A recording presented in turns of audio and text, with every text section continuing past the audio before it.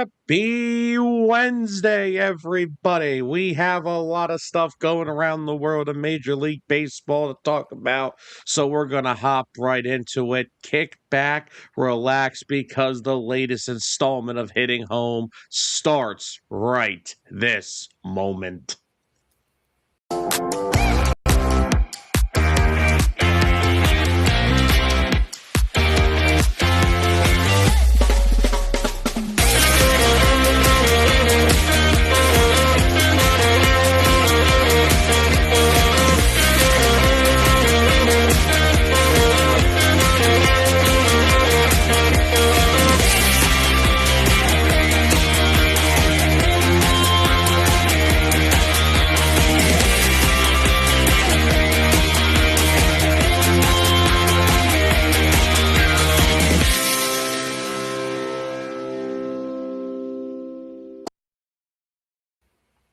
Good morning, everybody, and welcome back into another edition of Hitting Home, only here on 609 Sports Talk Radio, coming to you guys live with all the latest and the greatest around the world of Major League Baseball. And as always, we are your host. He is Dustin Reese. I am Sam Nelson. Dustin, how are we doing on this morning? Well, we're going. World of baseball is the world of baseball, and we kind of find out what the future is going to be like in a few months. But hey, who knows what a little 30-second conversation can do yesterday? In the last 30 seconds, I thought it was only about 10. It was 30 seconds. They exchanged paperwork. I thought I just walked in. Hey, anything change? No? Okay, see you. Nope. Nothing good old FaceTime call couldn't have fixed. But, unfortunately, another sad week in baseball. We have to open up with some more sad news. Last week, former Braves manager Bobby Cox passed away. And another sad day in the world of baseball. Bobby Cox, of course, one of the greatest managers, in my opinion, of all time, led the Braves to 14 division titles, multiple National League pennants, the 95 World Series, had the Braves as just a straight, consistent contender every year he was there in Atlanta.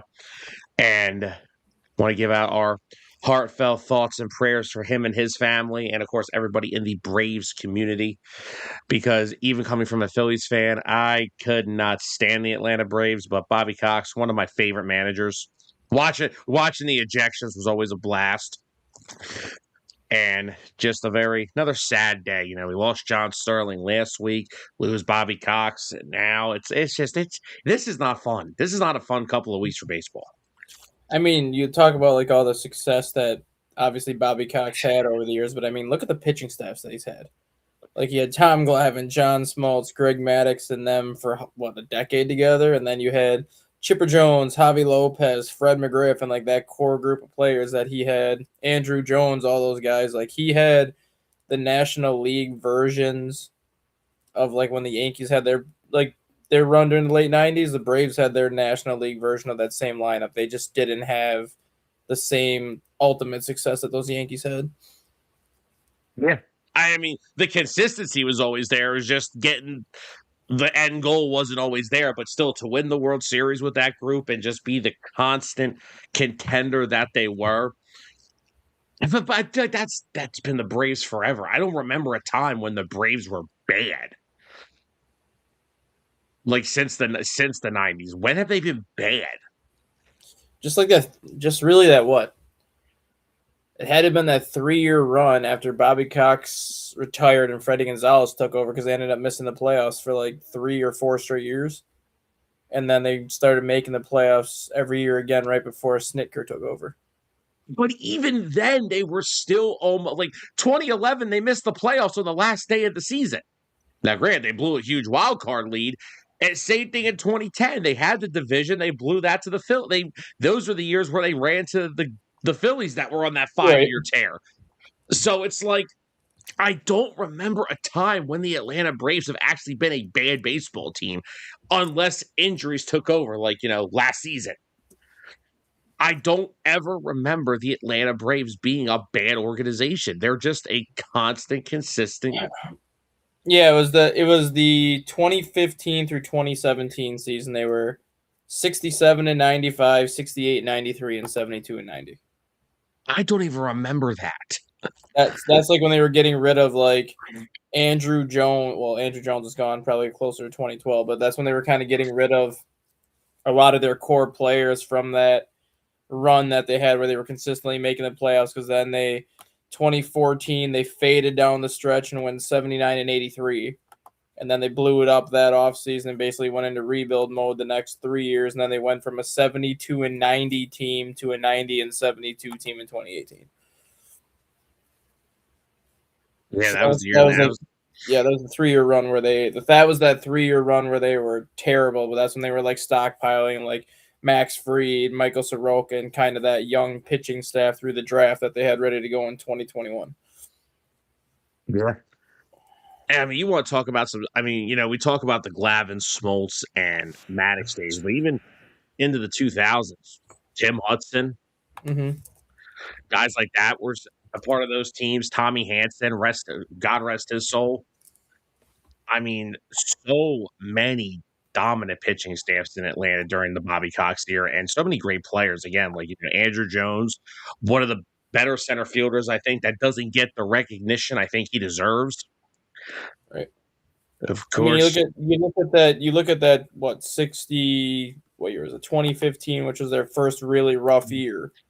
I mean, their lineup you can tell was kind of in like a rebuild mode because your catchers were Christian Bethencourt, AJ Pierzynski, and Ryan Lavarney. Your infield was Freddie Freeman, a young Freddie Freeman, Andrelton Simmons, Juan Uribe, Jace Peterson. Your outfield was Eric Young Jr., Kelly Johnson, and Nick Markakis. And then you had Julio Teheran as a rookie that year as a starting pitcher. Nick Massett, Shelby Miller as a young Shelby Miller, Donnie Veal, and Ian Thomas. So like that roster really didn't have too many star power names on it, and the ones that were star power names were either just getting into that level, like some of those players like Freddie Freeman was just getting into a star power level, or you're getting guys kind of on the backside of their career at that point. yeah. I'm sorry. I think I misheard. Did you say Juan Uribe was on that team? Yeah, Juan Uribe was a starting third baseman. Oh my god, I've heard it and seen it all. That's what I said. That was when that team was rebuilding. Because that was, I think, Freddie Freeman's either second year or that was his rookie or one of the two. And you know, back to the whole. I want people to understand that I know it's kind of like the Braves had that run under Bobby Cox in the 90s where, I mean, you remember when they won.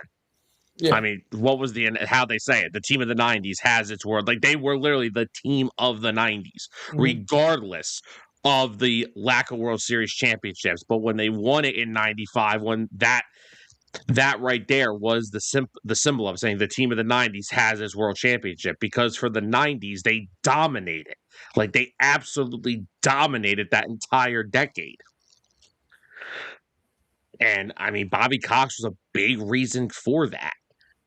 I mean, that's the same spot that the Dodgers were in up until they won the last two World Series. Like, just because they didn't have the championships, the Dodgers basically have been the team of the 2010s and 2020s, because all they do is just win 100 plus games every year, make it to the NLCS, and either get to the World Series and lose, or they come up short. But that doesn't take away the fact that they still have over 1,200 wins over the last 12 years.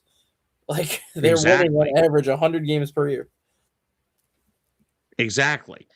So, like, I know a lot of people like to look at that Braves year. It's like, oh, well, was it that successful? Yes, because when you are literally a team, because in the 90s, there wasn't, especially the early 90s, the Yankees weren't there yet. The Yankees dominated in the late 90s. Mm-hmm. But the early 90s, the Braves were just that team. Like, they were just dominant from top to freaking bottom. And Bobby Cox, a big reason for that. And I actually forgot that Bobby Cox managed the Braves earlier in his career, then left to go to Toronto, and then came back. I totally forgot about that. But yeah, I mean, if you want, you want to talk about a team an organization that was just so dominant from top to bottom from the 90s into the early 2000s. Like in the early 2000s, they were still like really, really good. Mm-hmm. I mean, then that's of course, when Chipper Jones and Andrew Jones came here, and who else was on those? Well, who else were part of those early 2000s Braves teams? Andrew Jones, Chipper Jones, like you said, Javi Lopez towards the end of his career. Javi Lopez, man, what a catcher! Yeah, he was really good. I think Jeff Blauser would have been at shortstop still in the early 2000s. Walt, maybe, I don't know. Walt Weiss, maybe. No, actually, shortstop was a young Rafael Furcal. Oh, that's right. Yeah, 2002 he came in. That's right. That's young Rafi. I just pulled up a random year, so I pulled up 2003. Gary Sheffield was on the Yep. 2003 Yep, Atlanta Braves. Julio Franco at age 90. He was, I think, 40 back then, but still.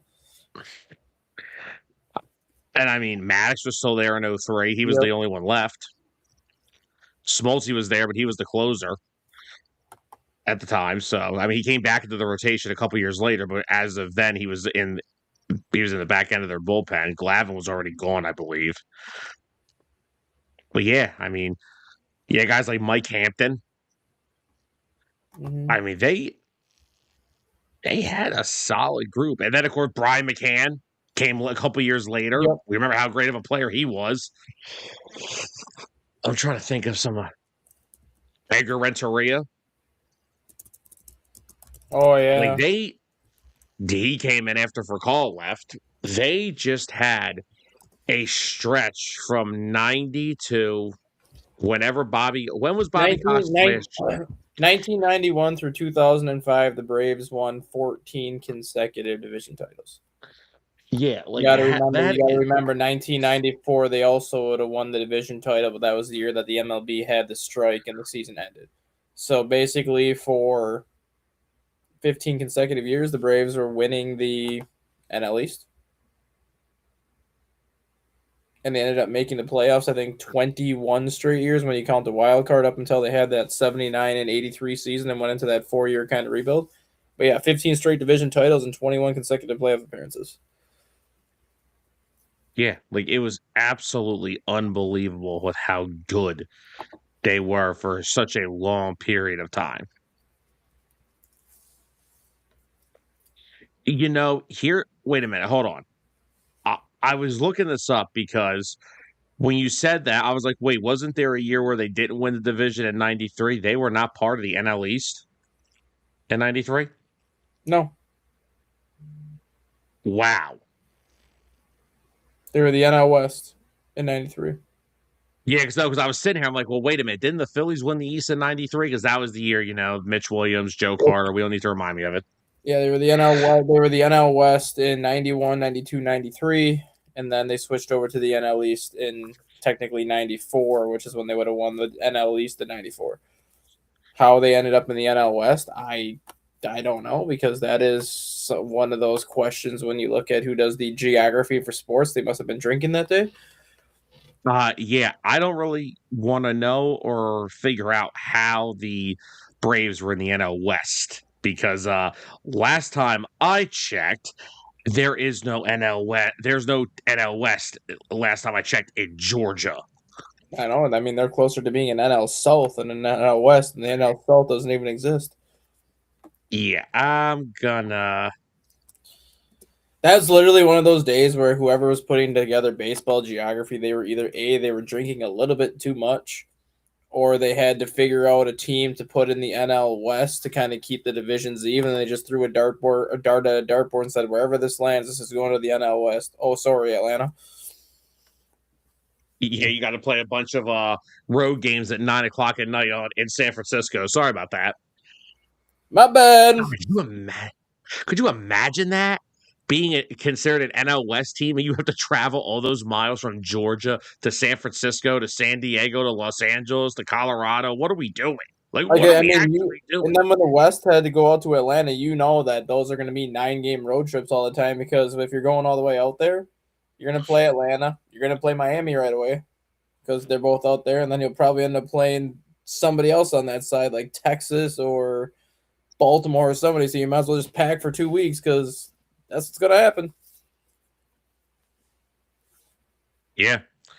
But if you look at, like I said, the stretch that Bobby Cox and the Atlanta Braves went on from 1991 to 2005, of course, truly remarkable to win that many division titles, dominate basically an entire decade and a half, because, I mean, the 2000s, only 5 more years were through that. But if you look at the 95 team that won the World Series, first of all, I like how I type in the 95 Braves and the Braves' current team now pops up. But I mean, that's another team that still had Javi Lopez. It had Fred McGriff. It had a young Chipper Jones at 23 years old. Yep.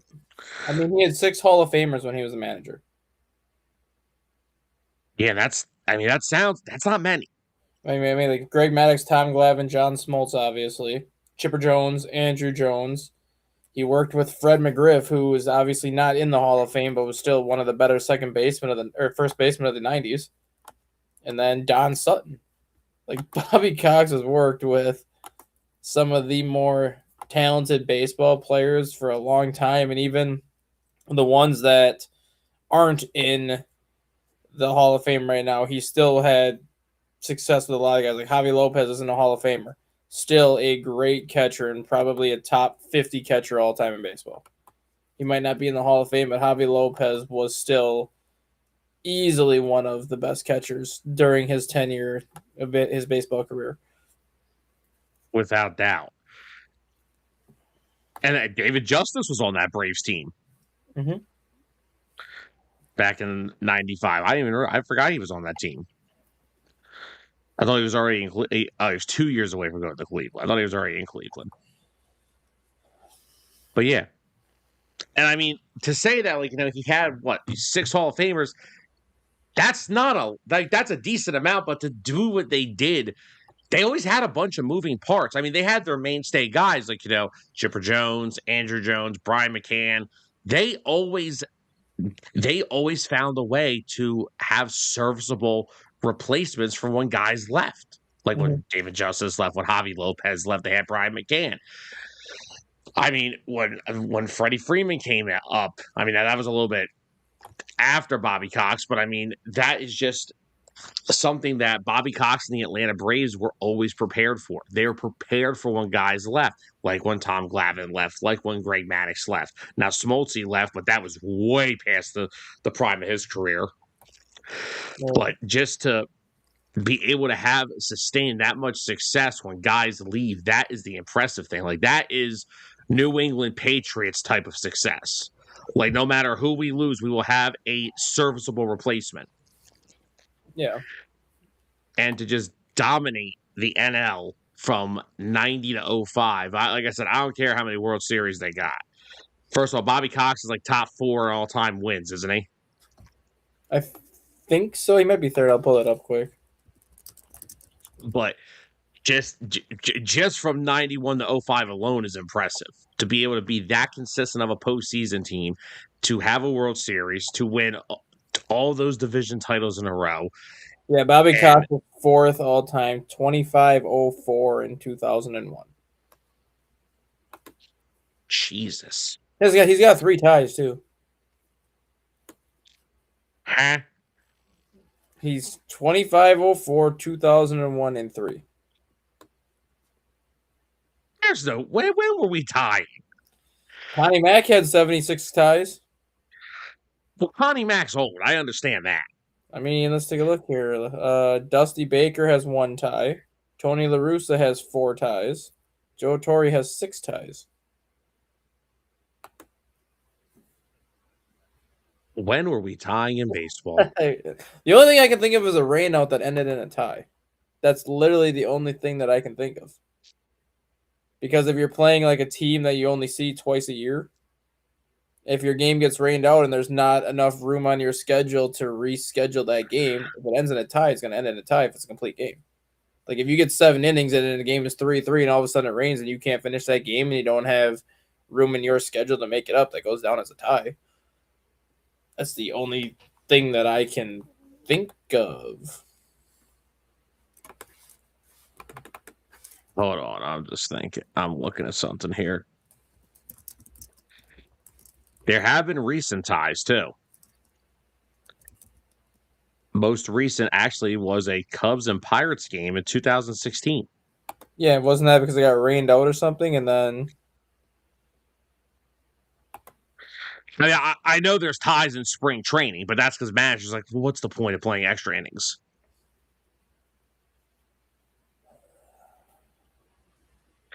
so Bobby Cox so Bobby Cox had his first tie in 1980, and then he had 2 ties in his second stint as the Braves manager. All right, so here's a little more explanation on the thing.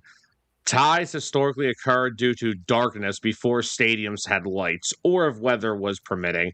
Yeah. And in rare modern cases, when a suspended game is not replayed because it does not affect the standings. That's what I'm saying. Like, it's either like one of those situations where weather and you couldn't make the game up because it was a team that you were seeing for the last time during the season and there's just no room in your schedule to make that game up. Or if it's like the end of the year and you have a 5-game lead with 2 games left and all of a sudden the game is 3-3 and it's raining, you're like, no, it's a tie. It's fine. It ain't going to affect us at all. Yeah, so there we go. We learned today that there have been multiple there you can have a lot of ties in baseball. A lot of it had to do back in the old days before there were lights. I'm sure our DA After Dark elder statesman George knows about that. He was probably there when the first baseball was created. But anyway, if he's watching, he probably saw all of Connie Mack's ties. If he's watching, I'm sure I'm going to get we're going to get a chat full of lovely words that we cannot display on our screen, but he knows we love him. But yeah, it's just sad. I mean, we're baseball is losing some great ones. We lost John Sterling, we lost Bobby Cox. Leave us alone now, please. We can't lose more in baseball right now. We're going to lose our sport probably within the next 6 to 8 months. Yeah. Speaking of which, I do remember that tie with the Cubs and Pirates because it was the last day of the regular season. So that's why it's tied. September 29, 2016. The Cubs and Pirates were tied 1-1 in the 6th inning before the rain came. Given that both teams were locked into the wild card playoff game and neither team could move up and down, it did not affect the standing, so it ended in a tie. So the Cubs ended up being 103, 56, and 1 that year.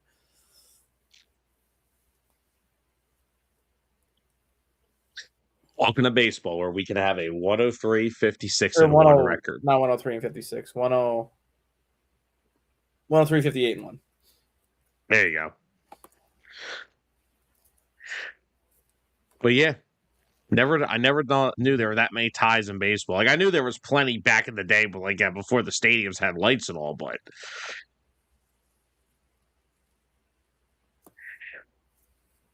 yeah, that's something I didn't expect to hear. Speaking of which, while we were on the topic of something, MLB Players Association, they actually somewhat met yesterday. They didn't even somewhat meet. Don't lie. Hey, I'm only talking about what passed in tweets, okay? So, like, what was the point of this then?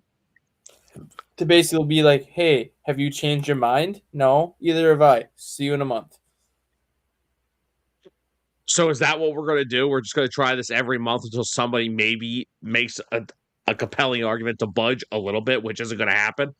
Yeah, and that's exactly why. Like, it's going to be constantly. I think every month they're supposed to meet from now through July. They're supposed to meet every month once. And then after July, because of the trade deadline and everything, they're not going to meet again then until October. So I think it's like basically the next 2 months after this, since they met already in May, the next 2 months it's going to be like, hey, how you doing? Have you changed your mind yet? Nope. Okay, see you next month. And then after that July meeting, you'll have kind of your 2.5 month gap, and then it'll be like, okay, now we're getting close to actually having to sit down and hate each other for a little bit. Like, can we have a little bit of a conversation right now? Still don't want to have it? Well, that sucks. Yeah, because I mean, you, having all that time into the second half of the year for nothing, and then to just come back in October, it's like, oh, hey, by the way, we have 2 months, Mm-hmm. and yeah, I'm still just I'm at a point now where I just don't see. I honestly don't know if baseball's getting played next year. I really don't.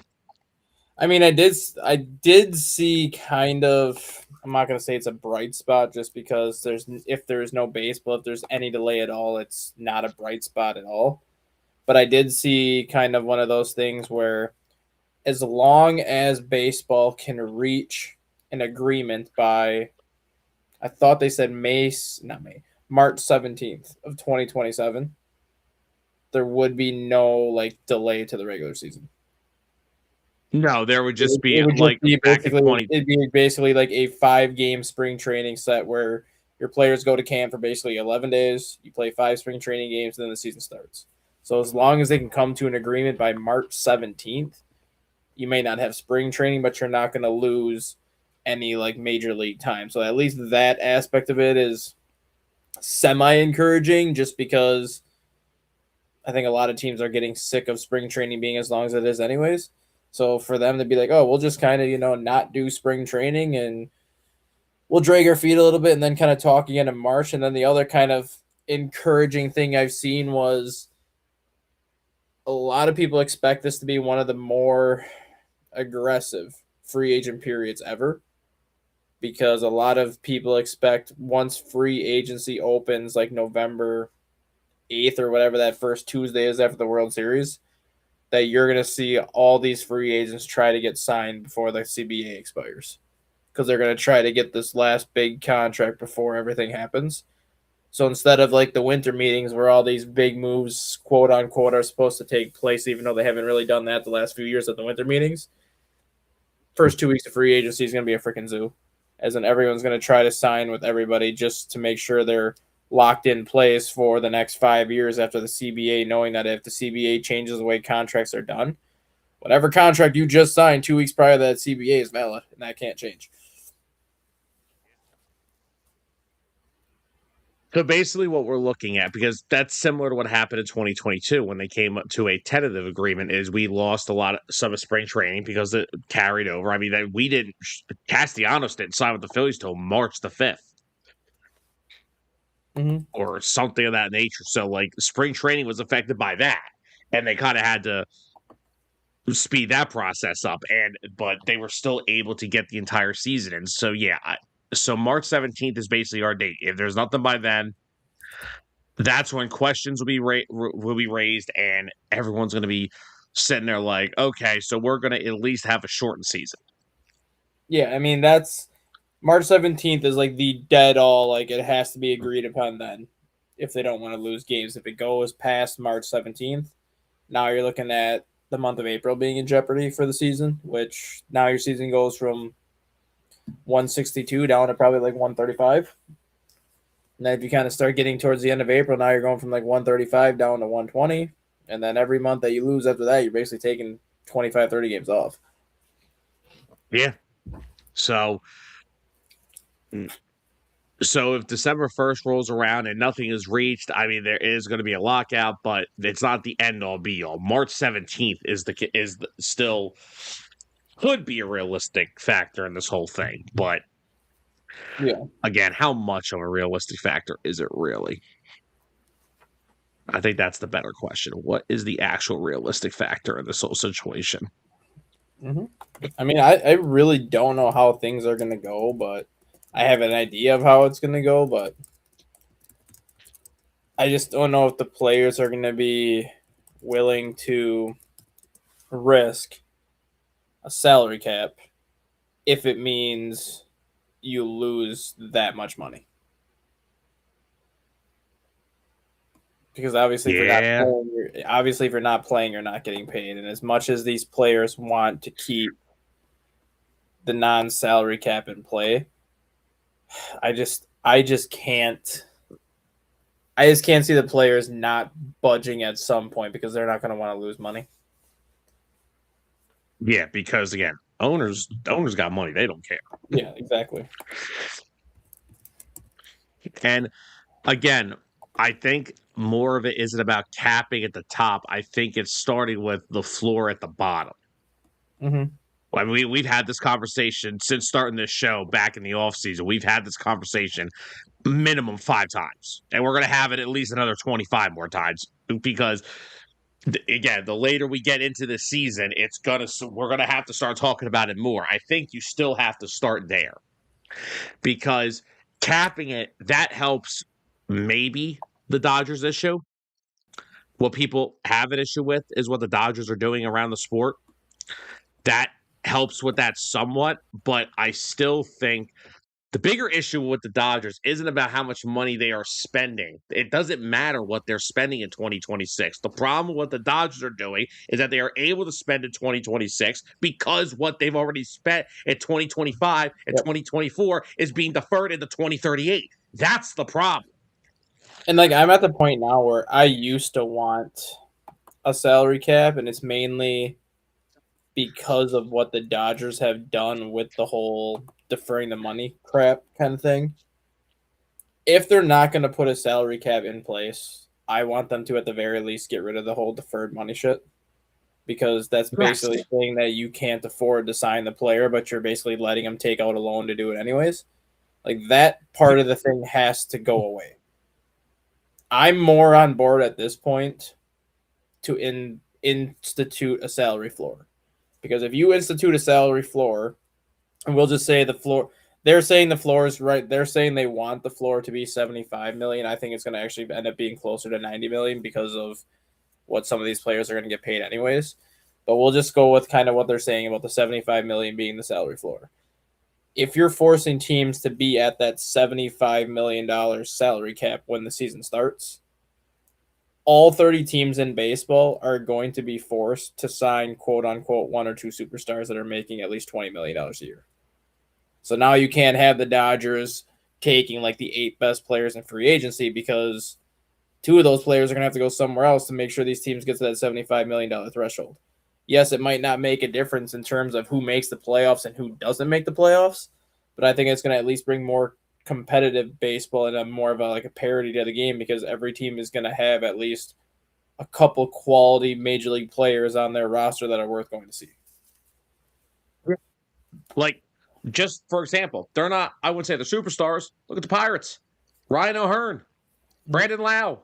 They even signed Lau. They traded for him. Yeah. The Pirates may be a wild card contender this year because of it.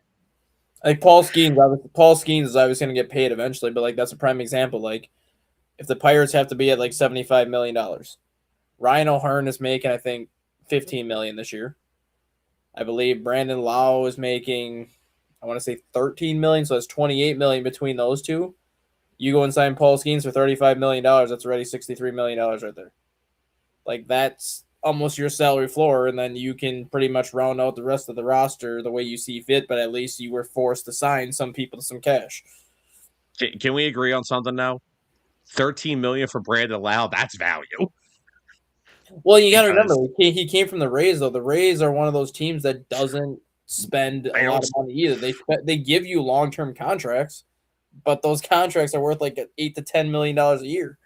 So for him to get $13 million, I think, what is it, the second largest contract the Rays have ever given out? So something of that nature. I think it was either David Price or Longoria that was making like $17 million a year. But outside of that, the Rays are always at 10. Like Glasnow was making $5.6 million when they got rid of him. Blake Snell was around $7 or $8 million when they got rid of him. Junior Caminero right now is only at $8 or $9 million, but he'll go up to $50 million before it's all said and done. Yeah. But yeah, look at the Wander Franco contract. As bad as that contract is now because of what he did in the Dominican Republic, obviously. But the Rays gave him a 10-year, $140 million contract. That's $14 million a year. Like that's a long-term contract, but they're not spending a ton on it. No. But no, I think we've actually, honestly, if you and I were representing both these sides, we could probably have this thing hashed out in 20 minutes. Mm-hmm. Because, again, I would side, like what you just said, I would side with the players on, you're right, you don't deserve to have a salary cap. Like, You've done this your career. You've had the right to earn as much money as you want. So if you don't want a cap, that's fine. But for you guys to not have a cap, we need owners to get rid of the deferred money. Are you on board with getting rid of deferred money? Good. Are you good with deferred money? Good. Okay, there'll be no cap. But then we'd have to go with like the salary floor. Well, since we're not going to do a cap, everyone needs to be on board with the salary floor. So every team's got to be in a certain price point. Are we good? Good. Good. All right. Good. Let's play ball. Yeah, right. Like, all right, see you in spring training, boys, for 2 months. Like, you don't, because again, if you continue the salary cap, like, again, how many owners are actually are asking for a cap? You know, the Dodgers ain't asking for it. I think 28 of the 30 owners are asking for a cap. You think and who are the teams that aren't probably involved in that? Easily the Dodgers. Dodgers and the Padres. You think the Mets and the Phillies want a salary cap with the way their payrolls are? Mets and Phillies said they want a cap. Same with the Yankees. Yeah, I think the cap is going to be what's going to take the longest time with this. It's going to cause too much. The Yankees actually admitted something last year that I never thought I would ever hear the Yankees admit. You have all the money the Yankees have spent over the years on their franchise. The Yankees lost $400 million last year.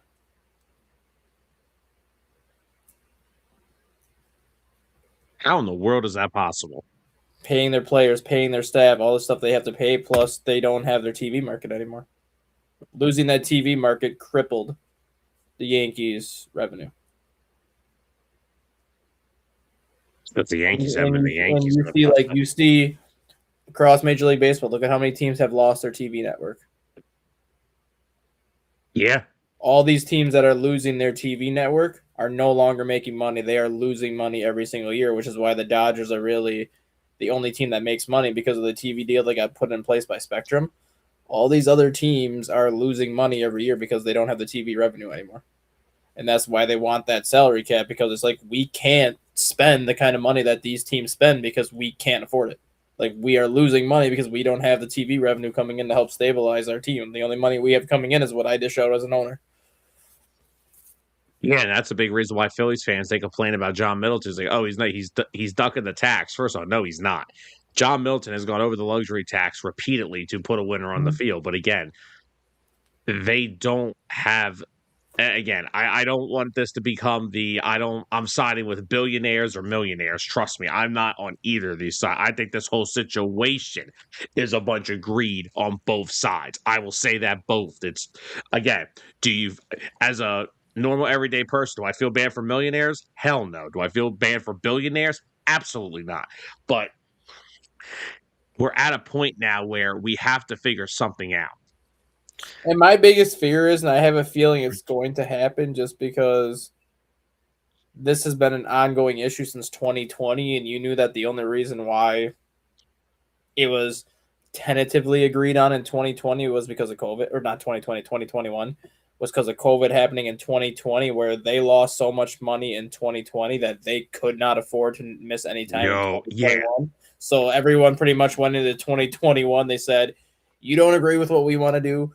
We don't agree with what you want to do, but we can't afford to lose any money, so we're just going to sign on the dotted line to keep things the way they are for the next 5 years and then figure it out later. Like, had COVID not happened in 2020, I think baseball misses part of the season in 2021 because I think what we've seen the last 5 years, I think that kind of would have bumped heads already in 2021.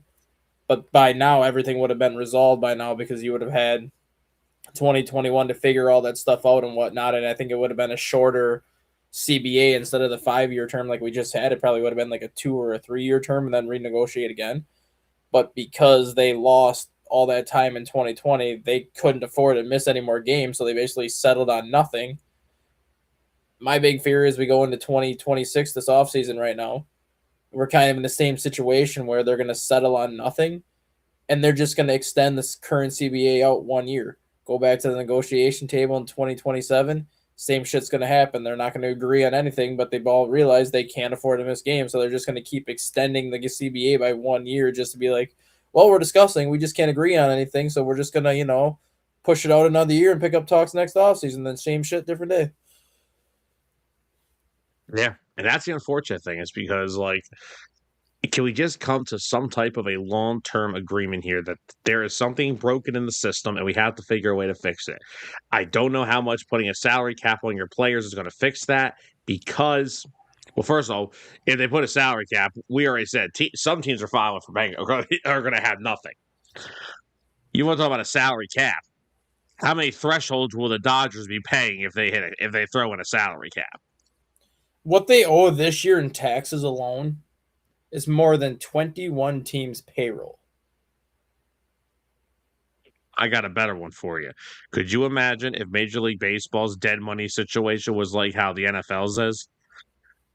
You could strap a team in dead money in the NFL in 2 years. Could you imagine if it was that bad in baseball? I know there's dead money in baseball. Like the Phillies are paying Yeah, some guys. if it was the way that dead money worked in the NFL, your playoff field this year would be the Pirates, the Twins, the Rockies, the A's, and all these other teams that are crappy because they'd be the only teams that can spend money. Literally, they would be the only teams that can spend money because everyone else would be so heavily penalized they couldn't do anything. They couldn't draft. They couldn't do anything. All these other teams were like, oh boy. Could you imagine the Dodgers if this was the NFL? They wouldn't be in the playoffs for like a decade. They'd be so far over the cap they wouldn't be able to do anything. They'd have to sell the team just to make some money back. And they would probably still be short. Probably. But yeah, no, that's the bigger issue. It's not the cap, it's the floor, and then it's the deferred money. That I think that is what people are upset about. It's like they've already got Shohei on the books. They've got Snell, Yamamoto, Betts, Yeah. Freeman. I know a all lot these of people, guys. like you said, I know a lot of people are still mad that there is no cap because every other sport has it. But I think a lot of Yes. those people, and I'm kind of in this boat too, I think a lot of those people have kind of given up on the whole salary cap argument, and they're more so now upset with the deferred money. Because ultimately, the deferred money is we don't have enough money to pay you $75 million this year. We don't have enough money to give you $700 million over the next 10 years. So we're just going to take out a loan and pay you a portion of that loan this year. And then when we catch up on our financials, then you'll get the rest later. Yeah, like what are they supposed like how are you supposed to justify Shohei Ohtani supposedly getting 70 million a year? He's only making 2 million a year while he's playing. He's going to get paid 68 million when he's no longer a Dodger, so they can pay Kyle Tucker 60 million for the next 4 seasons. Basically they're taking Shohei's contract and giving it to Kyle Tucker Yeah. for the next 4 years. Like that's the kind of stuff that can't happen. And that's where they got to step and say, no, you want to pay Shohei 70 million? Okay, he's making 70 million. That's You that's want to the pay prime Kyle? example of not having enough money to sign Kyle Tucker. Because the only reason Kyle Tucker's getting paid 60 million is because they're taking it from Shohei's contract and giving it to Kyle Tucker. Yeah. So that's where we have to stop. That's what needs to be the hell with the salary cap, because that's going to be the ugliest situation ever. Mm-hmm. Let's take that out of the equation. Let's start with the deferred money. If we can knock something out with deferred money, and I don't know if you can necessarily get the entire thing thrown out, but you have to put a very... You can. Oh, you could. I just don't know how many teams are going to allow it. I think every team is going to allow it because what? There's only 4 teams, maybe 5 teams in baseball that are even deferring any money right now. Because as smart of a decision as it is to do now, because ultimately, like I said, it's like taking out a loan. You don't have to pay that player the full portion of what he's owed that year this year. You're still going to have to pay that back eventually, and who knows what your financial status is going to be 5 years from now. You could hurt yourself in the long term by saving all that money later on and then realize, crap, now what do I do? Because now I have to actually pay this guy what he didn't get paid, and now I can't do anything else to help my roster. Pretty much. It's basically like it's a can that they're no longer going to be able to kick down the road. They are going to have to fix this and fix this now.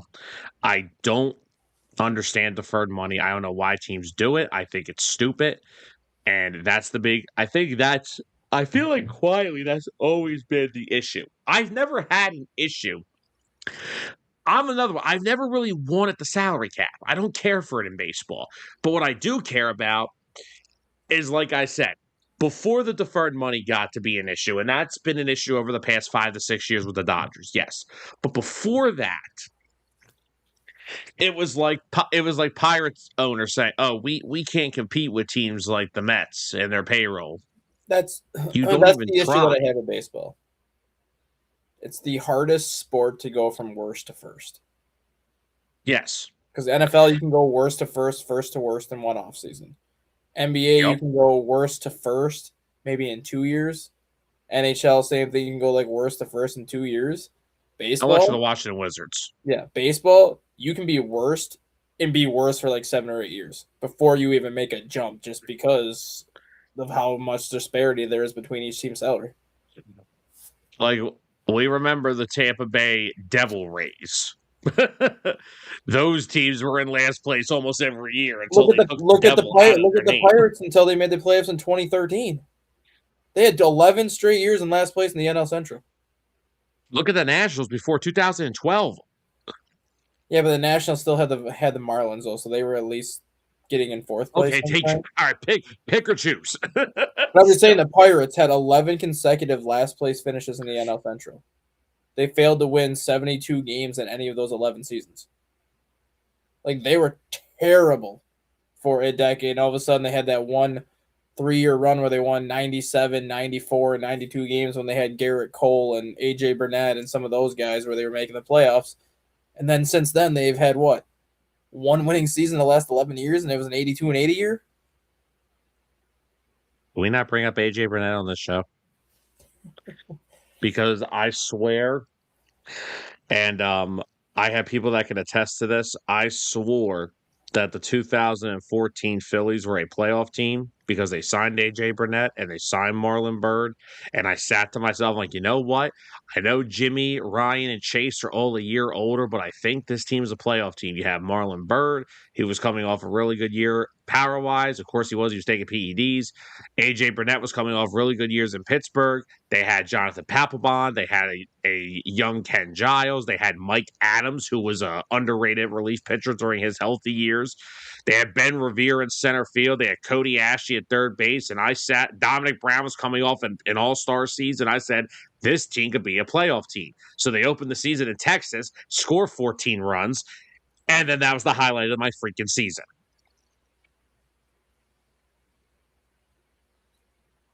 And then AJ Burnett went on to lose 18 games that year. Then went back to Pittsburgh and pitched out of his mind again. Yep. Those are bad times. Those are bad times. But yeah, no, I'm at the point now where I don't even care about a cap. I care about the floor because I understand that there are teams that have owners that say, "Oh, I can't compete with that kind of a payroll." I'm okay with that because there are still ways you can compete. My issue I will always have is with ownership groups that don't even try. Yeah. That will collect all the revenue from a season and don't even try to compete with it. That's what I can't stand. Yeah.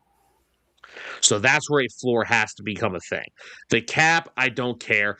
Get rid of deferring money because if right now the question is now if we get rid of the deferred money, what happens to the transactions that are already deferred? Are we allowing them to stay?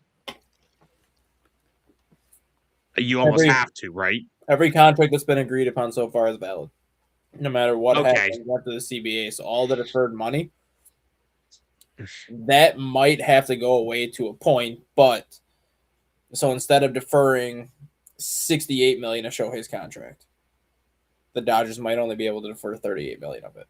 Like they are gonna have to pay him a portion of what that deferred is once the new CBA goes in place. But they'll still be allowed to keep the deferred contracts on the books because they were signed and agreed upon before the things changed.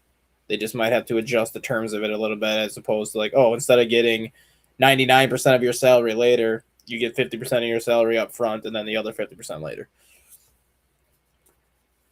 Yeah, because again, to pay a guy $2 million a year and then when he's off your team paying him $68 million, I mean, that's just to pay another guy 60. It's just, and again, we made the case they didn't need to sign Kyle Tucker. They don't need a guy like Kyle Tucker. Which no offense, Yeah. I mean, he hasn't played like a $60 million a year player, but He barely would have been worth of a $30 million a year player because I've seen Kyle Tucker out of Houston. He's not the same player that he was. No, and everyone was just saying that his struggles the second half last year were because he was injured. He don't look good this year either. I mean, he's batting 253. He's only got 4 homers. Yeah, that 253 and 4 homers. What 50 games into the season? That's not a $60 million a year player. He's literally on pace for a 14 homer season right now. That is Kyle Tucker. I'm a $50 million a year player. Kyle Tucker strictly got paid for what he did from 2021 to 2023 in Houston. Mm-hmm. That is what he has gotten paid for. Since 2024, he has not been nowhere close to the same player. Now, 2024, he was hurt. He only played 78 games, and he actually was on pace for a really good year. He hit 289 with 23 homers and 49 ribbies, and only 78 games. That's pretty damn impressive. But last year, we thought you brought it up very early on when we first started the show. You thought the Wrigley fit didn't help him. Mm-hmm. And then I came on and said, well, how much do you think the Dodgers fit's going to help him? Because Dodger Stadium is not a hitter-friendly ballpark either. It is if you are Shohei Ohtani, which every ballpark to Shohei Ohtani is a hitter-friendly ballpark. So if you look at Kyle Tucker's last 162 games, and this is what he's played this year, what he played last year, and then a little bit of 2024 because he didn't play a full 162 last year. His last 162 games, he's hitting a 273 with 27 homers and 82 RBIs. That's solid production, but that ain't $60 million a year worth. I can get that kind of production out of $25 million. Exactly. That's why it's just like everyone is just like all super excited for Kyle Tucker. And it's just like, okay, he had a 3-year good stretch in Houston because of the park that Houston is. But take a look at his, last year plus. Like he's 273 is fine. But you want to know what his average is the last 80 games? And this is going back to like last year with the Cubs and now his start with the Dodgers. Over his last 80 games, Kyle Tucker's hitting a 246 with 9 homers and 36 RBIs. That is nowhere near a $60 million a year player. No. And again, we can make the case that no baseball player is worth $60 million a year. I mean, no player. Shohei's the only one that I will ever make that argument for 2 reasons. If he was strictly a hitter, in doing what he does as a hitter, he's worth $40 million a year as a hitter because he's going to give you 50 plus home runs, 100 plus RBIs every year. He's worth $40 million a year as a hitter. If he was strictly a pitcher, putting up the numbers that he's always put up as a pitcher, he's a $20 to $25 million a year pitcher.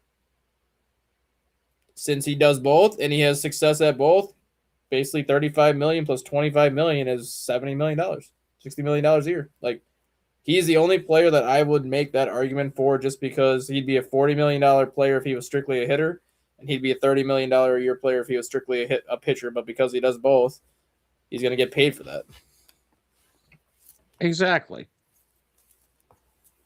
So, again, yeah, Shohei is the only guy that you can sell me on that is worth his contract. And I will say, though, Shohei is not off to the greatest start at the plate this year. Yeah, but watch, in June, everyone hit like 15 home runs in a 20-game stretch. And he probably freaking will. So yeah, I don't think anyone's ever disagree with that. Shohei's probably the only guy worth what he is getting paid. Mm-hmm. Everyone else, I mean, again, Kyle Tucker, you brought up like the average of 273, 27, and 80. Well, Bryce Harper's done that the past 2 years, and he makes $25 million a year. Mm-hmm. And like I said, the last 80 games, which is a half season, 246, 9, and 36. That's exactly. That's Ian Happ numbers with Chicago, because Ian Happ is a 248 hitter who averages 20 home runs and 80 RBIs a year. He's basically putting up Ian Happ numbers for a full season, and Ian Happ is making $22 million.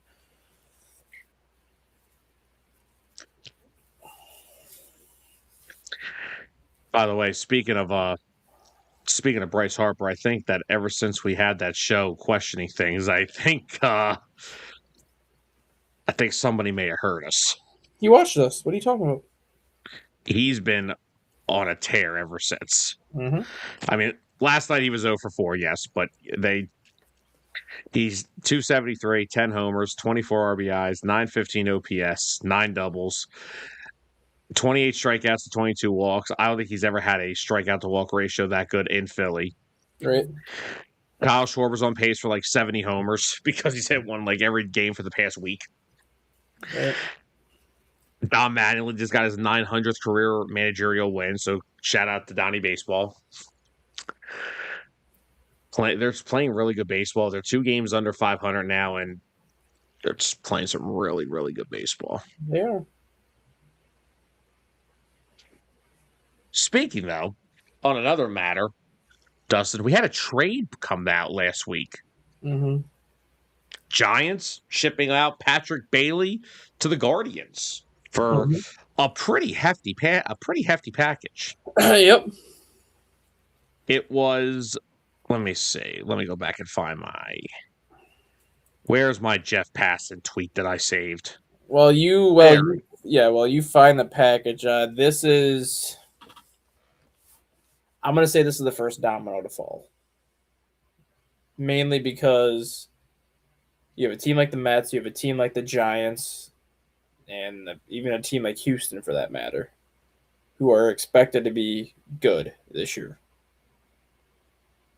The further they fall behind this early in the season, the more likely it is that they hit the trade market earlier than normal.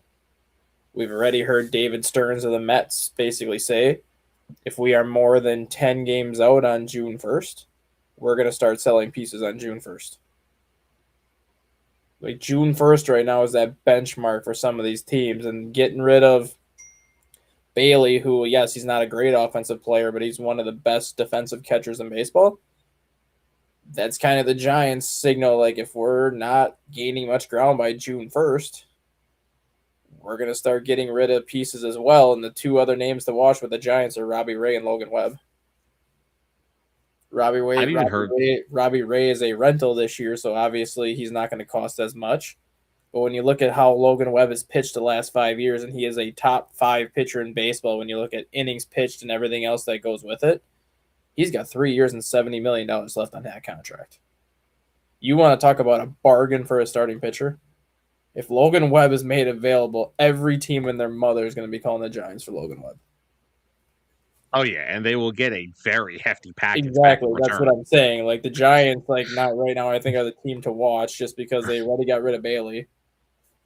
They have a guy in Robbie Ray who's pitching very good this year. He's got like a 2.72 ERA. He's got 1 year left on his deal, so you can get rid of his contract right away.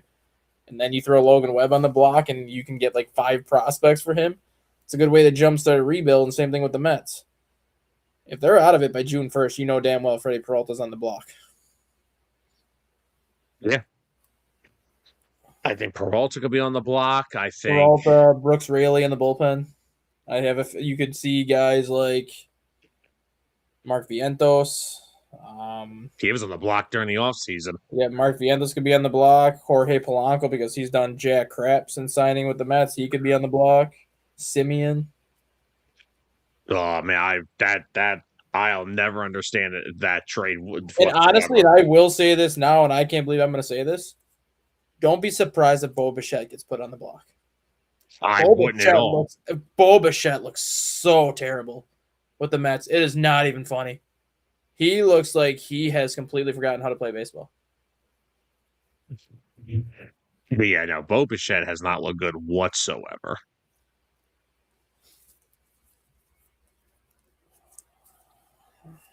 I mean, we were up here in Philly at arms over that situation. I mean, 223.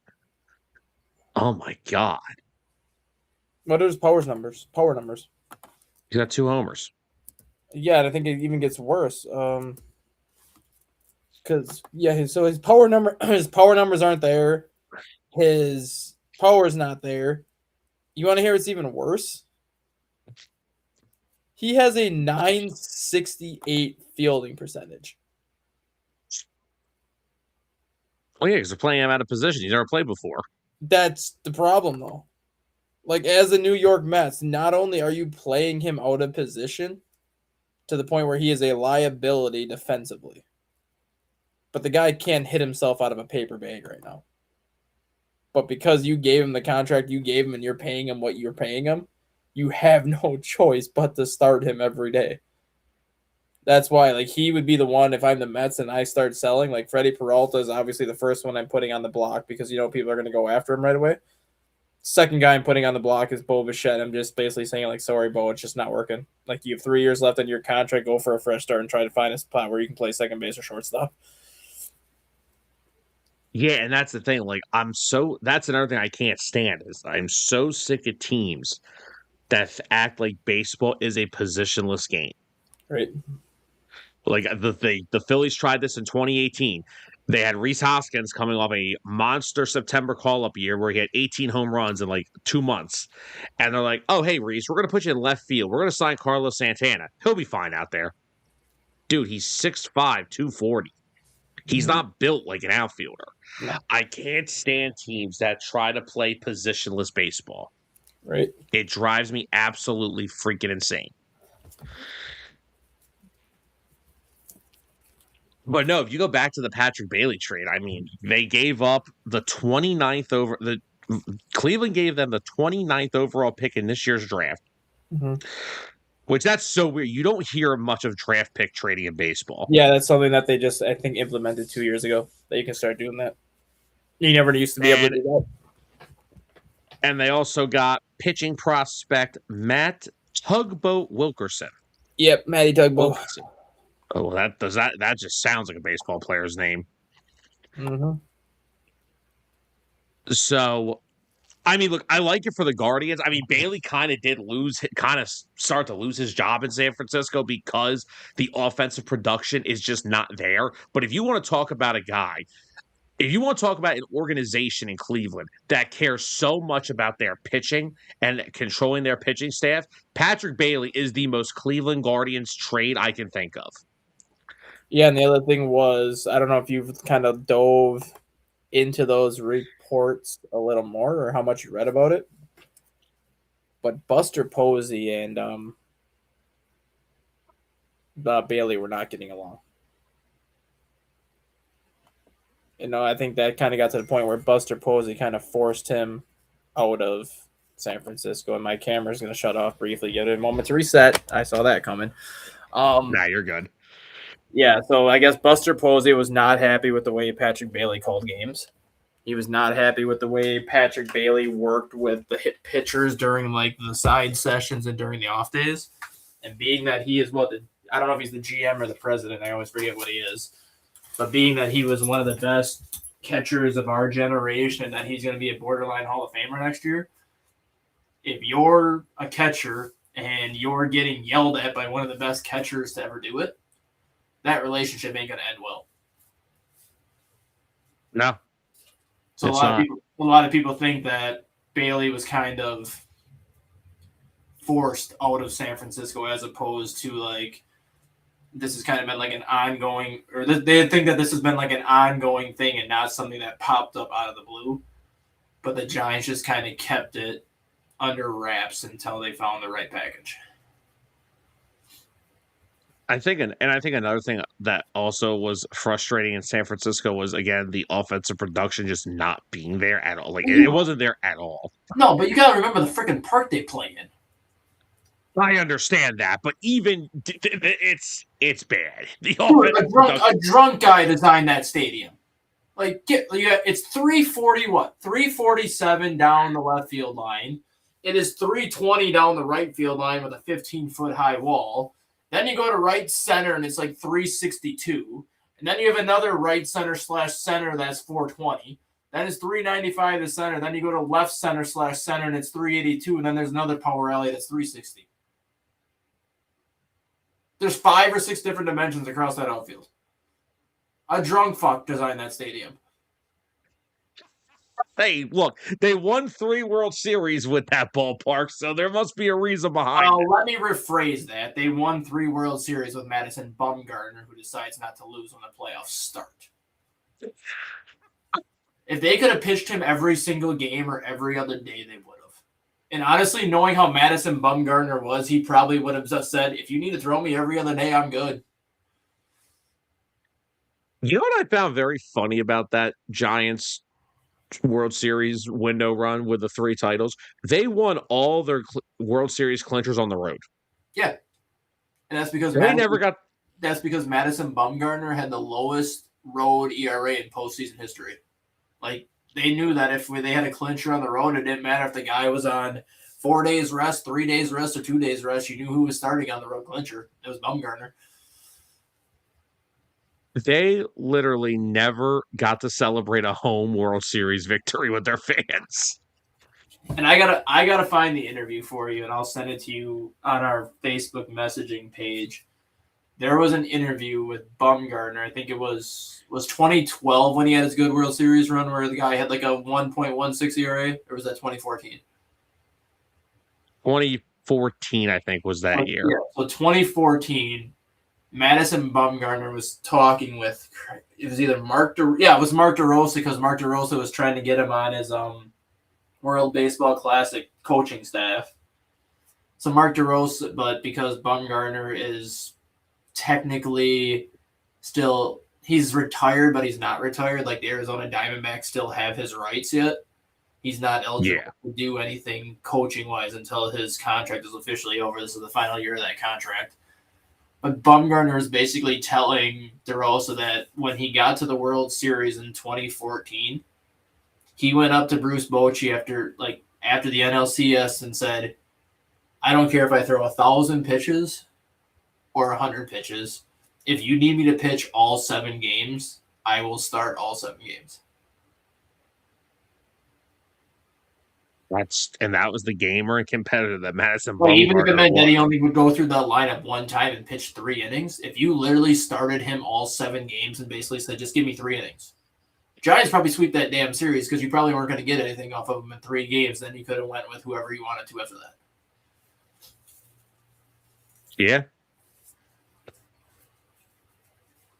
I mean, again, those Giants teams were just some of the best pitching and defensively ran teams I've ever seen. And that's the thing, too, like what you just said.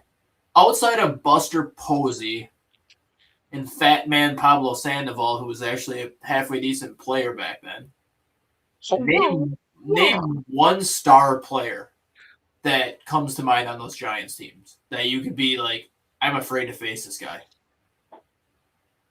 Hunter Pence, maybe, but Hunter Pence was never really a guy that struck fear in you. But that Giants lineup didn't have really anybody that you could circle in the lineup and be like, we can't pitch to him. We can't pitch to him. It was always like Buster Posey and Sandoval, and that was it. All right. Do you want to hear? All right, here. Let's play some game. Let's play a game. Let's name the lineups. Here's the 2010 Giants lineup that won the first World Series. Buster Posey behind the plate. Can you guess who their first baseman was? Brandon Belt. No. Okay, I know Brandon Belt would have been 12 and 14 then. Yes. So that's probably the guy we're thinking of outside of Posey and Sandoval. Yeah. But even Belt wasn't that good. Belt was like a 270 hitter, but he had no power. But anyway, back to 2010. Do you give up? Yeah, on first, yeah. Aubrey Huff. And Aubrey Huff was a decent player with the Rays before he got to the Giants, but he wasn't anything special with the Giants. Well, 2010, he actually was solid. He hit 290 with 26 bombs. Yeah, but how many homers did he have? 26. Okay, so that would have been his, because I think he had like back-to-back 30 home run seasons before that, so that was probably when he was kind of in his little hot stretch of a run. Second baseman, who do you think it was? Uribe. No, Uribe was actually their shortstop. Okay, so Uribe was on that. Okay, so that takes care of shortstop. Second base. Older player or younger at that time? Older player.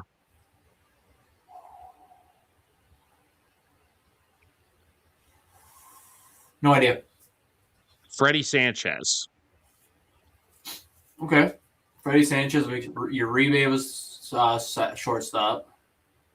Panda's a third. Yep. So Pablo's that. Damn, that infield. That infield was not only old, but that infield was slow. Holy moly! Don't forget they also had Edgar Renteria on their bench. Which was funny because he actually was the starting shortstop to begin the year. And then you go to the outfield. I don't even know if I want to have you guess these. Pat Burrell. Yep, Pat Burrell was the one. He was at left, right? Yes. Okay.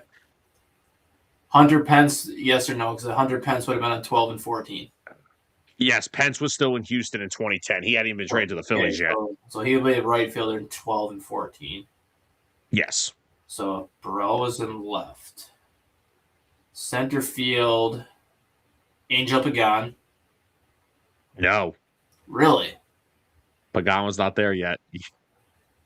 Oh, is he still in the Mets? Okay, so then the Cubs would trade him to the Mets first. Yes. Okay. Trying to think of who's in a right field so I can picture the guy too. Who's in center? Aaron Rowan. Okay, that's what I would have had actually in a right field. Right field was a combo. It was Nate Shearholtz. That's the one because the Cubs traded for him. The Cubs signed him in 2011 after the 2010 World Series run to be their everyday right fielder. Okay. And then they had their other two guys of Andres Torres, who played basically all over their outfield, and their lovely trade deadline acquisition of Cody Ross. Yeah, so yeah, the Nate Shearholtz, okay. I thought Rowan would have been right field because Rowan is slower than molasses. I don't know why the hell they put him in center field, especially with how deep that park is. Yeah. I've seen old men in Walker run faster than he can. Dude, don't you remember back in 2011 with Aaron Rowan?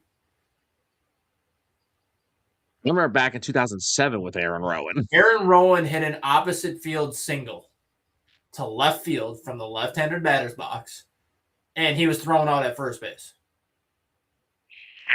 Why was he your center fielder? That guy was slower than molasses.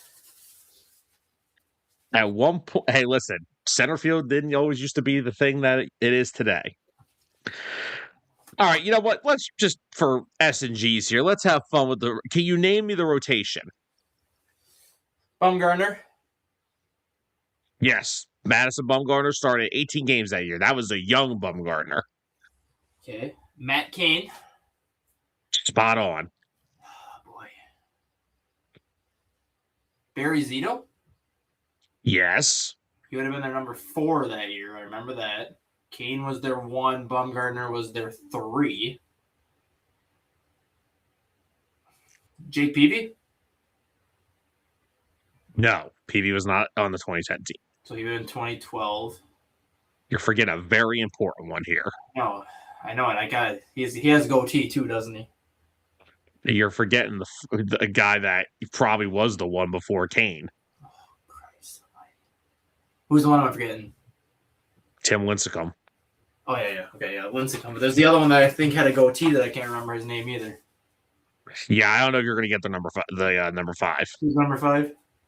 Jonathan Sanchez. Yes, that's what I was thinking of because Jonathan Sanchez had 2 near no-hitters in September. He took a no-no into the 8th inning in early September, and then he had a perfect game into the 7th his last start of the year. All right, so let's move on to the next one. We're going to do this for all 3 teams, so this is actually kind of fun. Let's go to 2012. Posey's still the catcher. Sandoval still at third. Yes and yes. Brandon Belt's at first. Yes. So that's this 2012 right now, right? Yes. Okay, so those 3 are done. Pence is in right. Yes. Okay. Is Burrell still on the 2012? Dear God, I hope not. No, Burrell. No, I know for a fact he wasn't. Okay. So right now we got what, 4 so far? So you have to hit second base, shortstop, and all 3 outfields. Second base. No, I'm sorry. All right, 2 outfields. I forgot you got Hunter Pence. My bad. And my camera's just saying my camera's not properly connected. Okay, whatever. Yeah, So my camera might not turn back on. Whatever. You're fine. I'm over it. So He's over it. So who do we have then? Who do we have so far? You got Posey, Belt, and Pence, and Sandoval. Did they have Angel Pagan in 2020? Yes, so that's 2 of the 3 outfielders. Okay. And then the third one would have been either Gregor Blanco or Xavier Nady, depending on who they had starting. Okay, so Nady and Blanco are both on the team, but they are not in the starting lineup on Baseball Reference. Blanco was kind of like the Andres Torres. He played everywhere in the outfield. So, yes, you are right. They are both on the team, but you're missing somebody. Who's the one I'm missing from the outfield that started? Melky Cabrera. Okay. I just remember Gregor Blanco and Xavier Nady because they always platooned. Well, and that was also Melky during the midst of his PED bust when he was hitting like 350. Yeah, so then we have Brandon Belt. We already said that. What's his nuts? Brandon Crawford. There you go. That would probably be another guy you could put. He'll be 14 as well. He'll be 14 as well.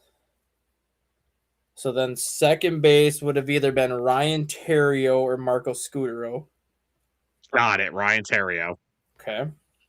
And Scutero was also on the team, so now we go to pitchers, where you're going to have, obviously, Bumgarner, Kane, and Lincecum and Zito as the main 4. Wow. Right off the rip.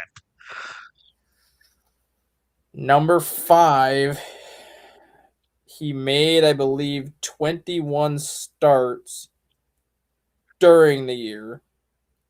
But then once the playoffs started, he moved to the pen, and that's either going to be Ryan Vogelsong or Jeremy Affeldt. Ryan Vogelsong, very good. I remember that one. All right, let's go to 14. Once again, we already know Posey, Belt. Yep. Posey, Belt, Sandoval, Crawford. Yes. Are those main ones. Yes. That's going to put Pence in right. Yes. Gregor Blanco was still on that team. He was a starting center fielder. Yes, sort of. He played 146 games, so he was there. Yeah. The other outfielder was a surprise pickup that year because he ended up having a career year that year, and that's Michael Morse. Okay. The other infielder was a rookie that year, Joe Panic. Okay. Starting pitchers were Bumgarner as normal. Yes. This is when they got Jake Peavy. Yes. Tim Hudson towards the back of his career. Yes. I don't think they had Zito anymore. No, but I will tell you that Lincecum is still there. Yes, there are 6 guys here, and that's because one of them only made 15 starts that year. Yep, Jeremy Affeldt and Lincecum were both there. Affeld's in the bullpen, so. Yeah, but he was their number 5 during the year, and then they moved him back to the bullpen, same situation as the year prior with Vogelsong. So you got Vogelsong, Hudson, Bumgarner, Peavy, Lincecum. You're missing one more. I know. I'm trying to think because he made 15 starts. Well, you just brought this guy. You brought him up the last time. Zito? No. Kane? Yes. That's why they had to get. Was he actually pitching in the playoffs, or wasn't that the year that he got hurt? Because I believe that's why they brought in Peavy, was because Kane went down. Yes, that is exactly why they brought in JP, because Matt Kane got hurt. Okay. I was just thinking more so on the lines of who was the lineup when the World Series started as opposed to who they had, because I don't think Kane was even on that World Series roster. No, he was not. Yeah. I'll look into their bench. Oh, Travis Chishikawa was on that team still too. Yeah, that was he had a breakout playoffs too, where he had like 3 homers in a 4-game stretch, and 2 of them were game winners. Fun fact: Dan Uggla was on this team for 4 games. Ugly man, Ugla. Then you had Sergio Dan Ug- Romo. Then you had Sergio Romo getting the ball to Brian Wilson. Dan Uggla drove me crazy when he was with the freaking Marlins. Then he went to Atlanta, and I despised him even more. Yeah, you had Sergio Romo getting the ball to Brian Wilson in the back end of that pen. The beard. You had stinking Matt Duffy was one of your utility players. You had Santiago Casilla, who was just an all-around consistent freaking pitcher. Yeah, and Matt Duffy was one of your utility players, obviously. Stinking Adam Duvall they had. Oh my God. Adam Duvall was in I don't know if he even made the playoff roster, but Adam Duvall was one of their utility players. They had Tyler Colvin during the regular season, who they got from the Cubs. Angel Pagan was on this team, but he ended up blowing out his hamstring in September. They also had guys like Javier Lopez, Yasmiro Petit in the bullpen. Oh my God. With Hunter Strickland, Santiago Garcia. Bruce Bochy's kid, Brett Bochy, was one of the relievers on that team. Just teams that got hot in like the perfect time. Right. All right, Dustin, we have a new little segment we want to do to end the show, I believe, don't we? Oh, yes, we do. All right. So you want to give the people a little background on what we're about to do here? So this is a fun game called Immaculate Grid. And basically it is a 3x3 box where you got to get 9 players for like whatever clues they give you. So sometimes it'll be like, give me a player that played for this team and this team. You got to try to get it right. Sometimes it'll be, give me a player from this team that was born outside of the United States. And then sometimes it gets really tricky where it doesn't give you a team, but then it says, give me a player that played a minimum 1 game at shortstop that had a career WAR of 6.0 or higher.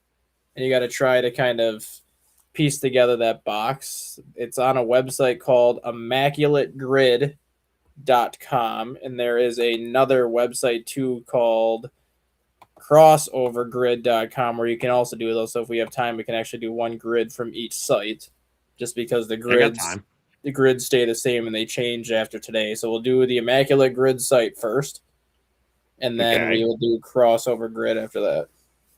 All right. You want to bring it up? I don't have a camera right now, so I don't know if it would work if mine on my screen. I think it will still if you bring up Immaculate. I'll get Crossover ready. All right. Because Crossover, I have to do a little digging in just because Crossover Grid has more than just like sports stuff on it. It has like geography stuff and a bunch of other crap on it. Okay, so I have. Hold on. Yes. Oh boy, this will be fun. Okay, yes. Okay, right. I got the crossover one ready to go. All right. So let me get my share screen ready here. No, we don't want to do that. No. What are we doing here?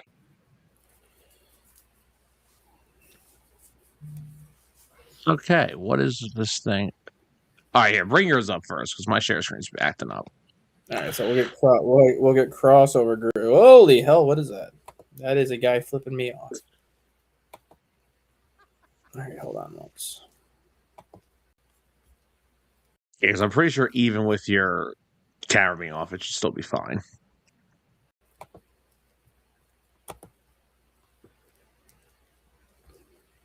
All right. So this is the crossover grid one.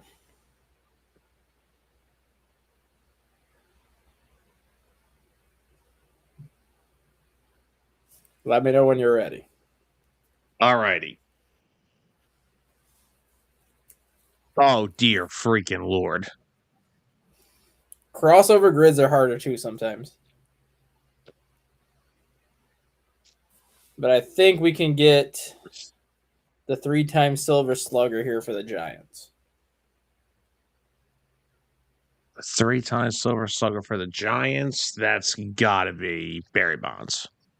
We can go Barry Bonds or we can go Willie McCovey, but we'll throw Barry Bonds in there. Okay. Okay.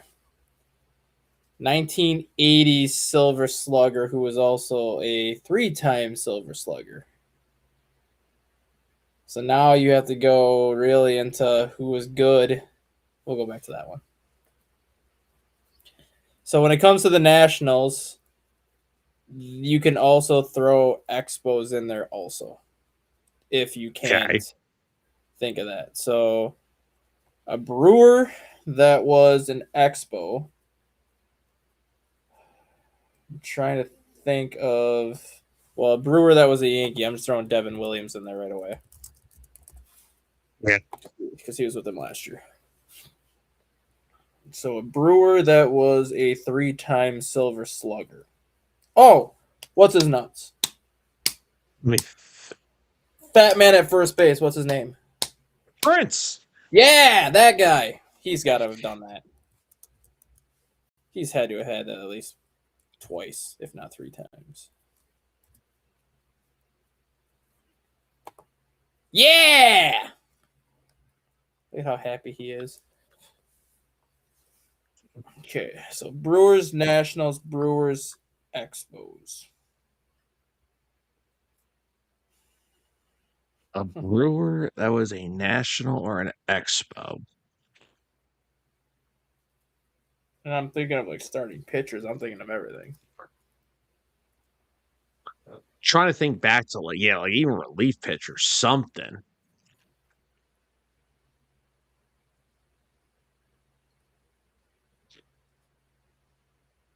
Was Sean Doolittle on the Brewers?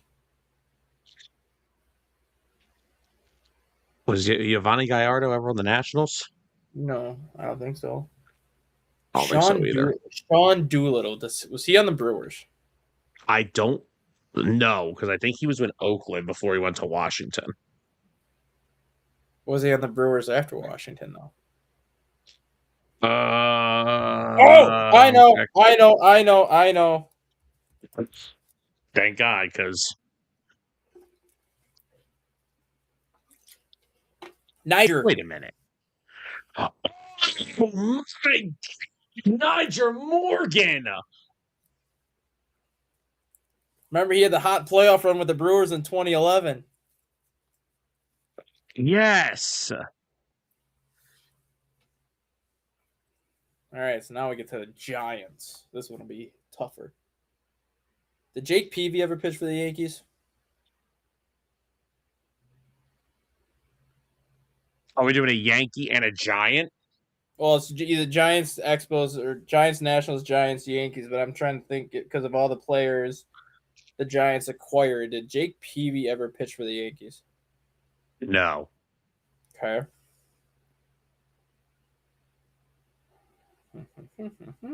I may have an old guess here. Did Bobby Bonds ever play for the Giants? And the Yankees? I know he played for the Yankees. Well, let's try it. If we're wrong, we're wrong. We're not going to beat all these all the time. Oh! 9.8%. That's a good one. Oh, and if you see the percentages, if you see the percentages in the box, that's like how many people have made that guess. So far, Bobby Bonds and Prince Fielder are the 2 best guesses we've had so far in terms of like the fewest amount of people have guessed that player. Okay. And just for reference, after we're done this one, you're going to have to pull up Immaculate Grid because my share screen's freaking being retarded. My laptop's acting like a freaking jabroni right now. All right. So now we're at Giants Nationals. Wait, we just said it. Who? Michael Morse. Give me that Michael Morse. 10. All right. So now we're doing 1980 Silver Sluggers. Yeah, this one's gonna be the tough one. Yeah, good luck with this one. All right, so we need a 3-time Silver Slugger and a 19. All right, let's go. Let's go to the 3 Silver Slugger and let's go Mike Schmidt.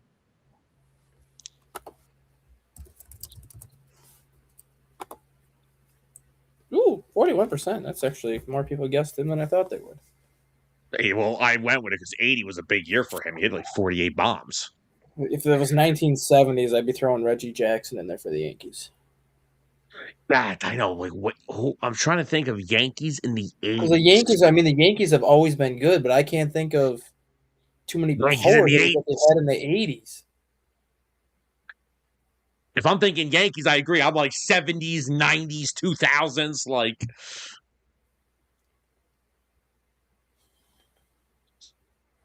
Same thing with the National slash. Oh, I mean, I guess I should. They don't have to be on the Nationals the whole time. They could have been with somebody else, but even then, who would have been on the Expos or something that would, or who would have been somewhere else before they got to the Expos that would have been a Silver Slugger in the 80s?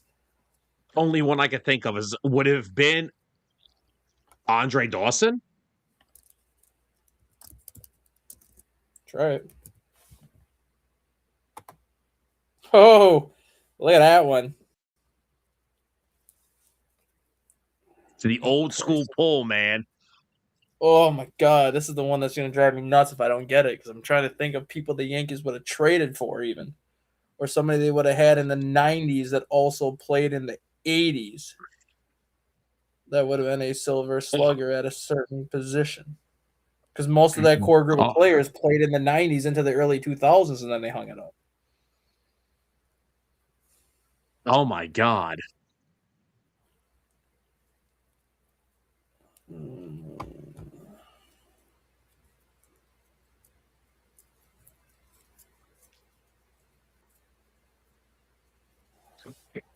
Munson was in the 80s, right?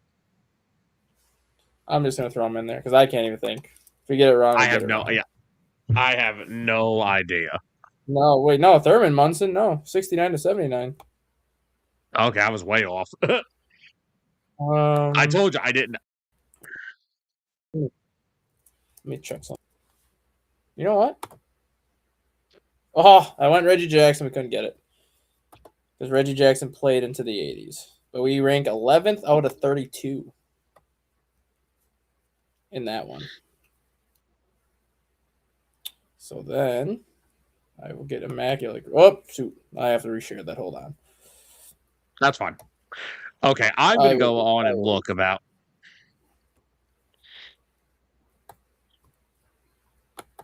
I need to get some notable Yankees that were in the freaking 80s. Great. Oh, we are terrible at our jobs. Why? How do we not say Don Mattingly? Oh, that is very true.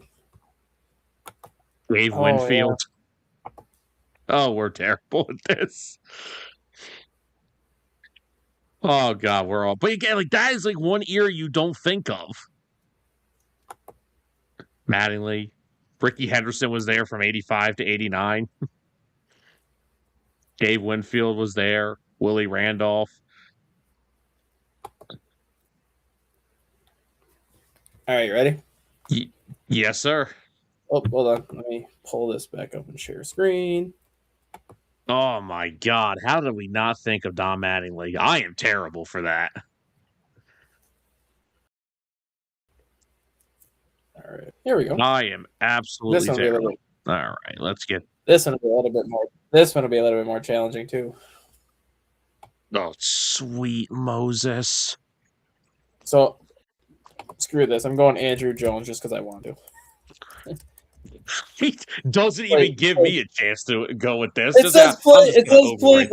It said play. Whoa! Why did that not show up the way I wanted it to?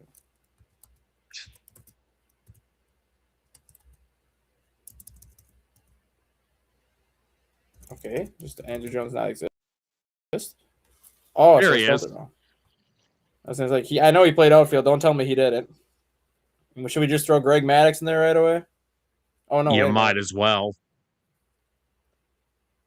Yeah, less than 3. I was like, wait, great. So those 2 we can get out of the way right away. Okay. That We was can get easy. the whole top row. I can get the whole top row done. Oh, I can do it because I can think of someone that's who was on the Braves last year. Oh, I'm thinking Bruce Sutter. Suter was on the Braves? I'm pretty sure he Cubs, was. I know Yeah, that. He was on the Cubs. I know that. I didn't know he was on the Braves. I'm pretty sure he was on the Braves. Do you want me to clarify before we make the guess? No, if we get it wrong, we get it wrong. I'd rather do it. I'm I'd pretty rather sure do he it. was. I'd rather do it off the rip first and then find out later.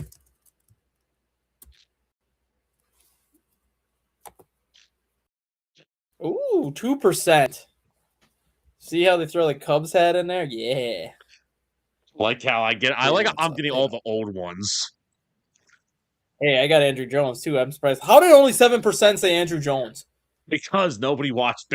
Nobody knows of Andrew Jones. That's why. The guy was the best offensive center fielder in the 90s. All right, a 3 ERA season and a Met. Oh, I'm gonna go with another good one. Give me Johan Santana. Over Dwight Gooden. I go it out of the box. Another 4%. Played outfield minimum 1 game, Juan Soto. Does he really though? I mean, he's out there. He doesn't play it well. See, again, how do only 8% of the people say Juan Soto? All right, so now we need a Met and a Cardinal. Did Gooden play for the Cardinals and Mets? I know he played for the Yankees and the Mets. Okay. All right, so we need a Cardinal. Carlos Beltran. Beltran it is. Whoops. Come on. Let's be smart here. Thank you. Carlos Beltran. And now, okay, played 3 season with Cleveland. I'm going Kluber. Yeah, I was gonna say go Corey Kluber. That 2016 year. Outfield, there's a lot of them. We can Played go. out. We can go Grady Sizemore. Go Kenny Lofton. Oh, I like Kenny Lofton better. Yeah, let's go Kenny Lofton. He was a Cub also. I like Kenny Lofton better. Now we got a Cardinal and a Guardian. A Cardinal and a Guardian. Andrew Miller. I was just about to say that's the only one that I can think of. And Andrew Miller's time with the Cardinals was horrific. Yeah. Yeah. Got that one. A rarity score of 94. Okay, so we killed the Immaculate Grid. The other one we completely blanked on Yankees players in the 80s. We're gonna do one more. One more? Because Okay. Yep, I can go back like a couple of weeks. So we'll do a grid 11:35, which would have been Monday's grid. Okay.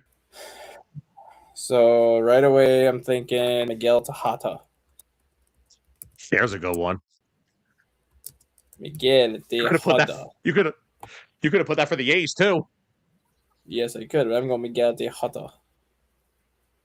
A's. I mean, do we just put Jacob Wilson? We can do Jacob Wilson.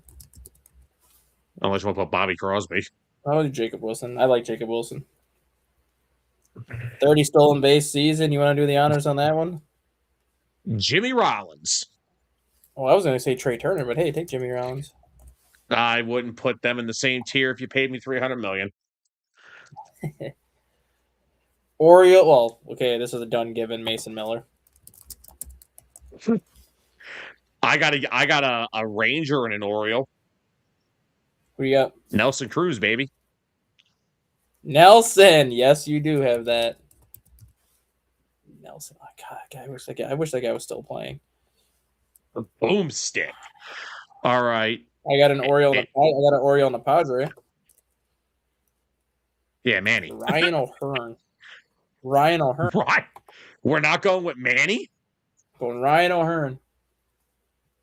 Okay. Could have went with Ramon Laureano, too. who's still on the Padres. I like my All right. 4% guess better. That means less people think of them because the higher the percentage in the box, the lower total score you're going to get. The lower the percentage in the box, the higher total score you get. Well, that's because we're both psychopaths and we freaking.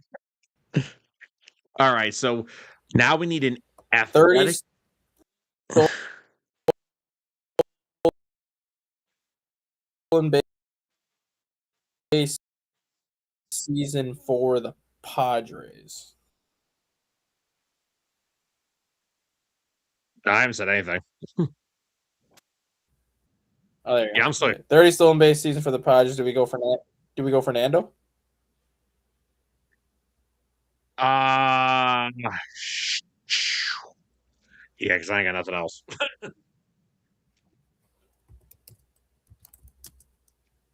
The only other one I can think of would have been like Luis Arraez, but he hasn't done it with the Padres.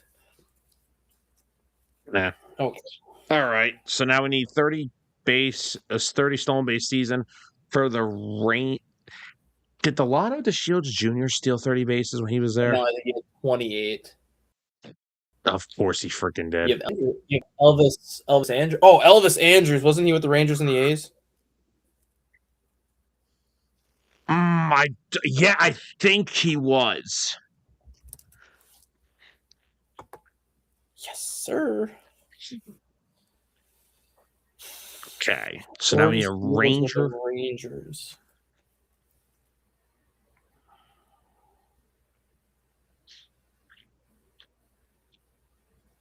Okay, this is tough. Trying to think back to their World Series because Ian Kinsler got you about 25. What about this name? That's the problem. All those guys were fat and fat power hitters. What about Willie Tavares? You know what? Let's take a shot. He was with Houston. Damn it! Ah. Gonna let us keep guessing, so we're gonna try to get this one. All right, we got to think of somebody who played for the Texas Rangers and would have had. I know Elvis Andrews had 30, but we can't use him a second time, so he could have been one that you put with the A's or the 30 base spot. So I know Elvis Andrews had like 34 steals and 38 steals. Who was the one that you said, Delano? Yeah, sure. You tried Delano DeShields. Yeah, so yeah, he only, like I said, I knew he had 28. Of course. Did Ian Kinsler ever get to 30? Let's take a shot. See if he did. Oh, sure shit. Ian Kinsler. That looks like a prison mugshot for him and Nelson Cruz. Oh my God, that's hilarious. Like Nelson Cruz looks like the prison mugshot, and then Ian Kinsler looks like he was just found guilty of something he doesn't have any idea what he was found guilty for. Probably looks like he got framed by Miguel Tejada's mugshot. Right. Miguel's like, all right. Well, guys, was the Don Mattingly one pisses me off now. I know. But again, you don't think of that decade because they didn't do much. They didn't win. Well, it's not only that, though, but like you think about like all the players the Yankees have had, like Mickey Mantle, Reggie Jackson, like all those guys, you know them. Obviously, you know that 90s group of players and all them, you know, the new era of Yankees with Aaron Judge, Alex Rodriguez, and even them through like the early to middle 2000s. Then it's like you go to the 80s, it's like, yeah, the Yankees had Hall of Famers in the 80s, but they didn't have like a standout Hall of Famer that you think of immediately. Oh my God, I'm so mad about that. All right, so note to self, next week we're coming out for revenge. That's the goal for next week. We're coming out for revenge. Works for me. With that being said, guys, we are going to, unless you have anything else you want to bring up real quick. Nope, I do not. Alrighty, guys, we're going to wrap this show up. Hope everyone enjoyed today's episode of Hitting Home. We talked a little bit about Bobby Cox and those great teams of the Atlanta Braves. We talked about the Patrick Bailey trade. We did talk about Major League Baseball and the Players Association having a cup of coffee together. And just to give you all a update on that, nothing is getting done in season with the CBA, so don't even try to expect it. And we did our nice new little segment that we will bring on every week called Beat the Grid. And hopefully next week we will not forget the fact that Don Mattingly was a Hall of Famer with the Yankees in the 80s. Because, of course, they give us the one decade the Yankees haven't won a World Series in. But, guys, thank you all for tuning in. Thank you all who came in and listened. If you didn't get a chance to catch the show live, you can go back on 609's YouTube and Facebook pages to check it out. And if you are not, please hit that follow and subscribe button on both. We are continuing to try to build 609 for you guys, and we appreciate every single one of you. So, guys, have a great rest of your day. Happy Wednesday. We'll see you guys next week. Don't forget, Birds of the Gridiron back this Friday night for some Eagles coverage. So we'll get into that for you guys. But thank you all for joining us this morning. Hope you enjoyed today's show, and we'll see you next time. For Dustin Reese, I'm Sam Nelson. I'll say it for both of us. Good night, everybody. Good day, night, whatever. The following has been a presentation of 609 Sports Talk Radio.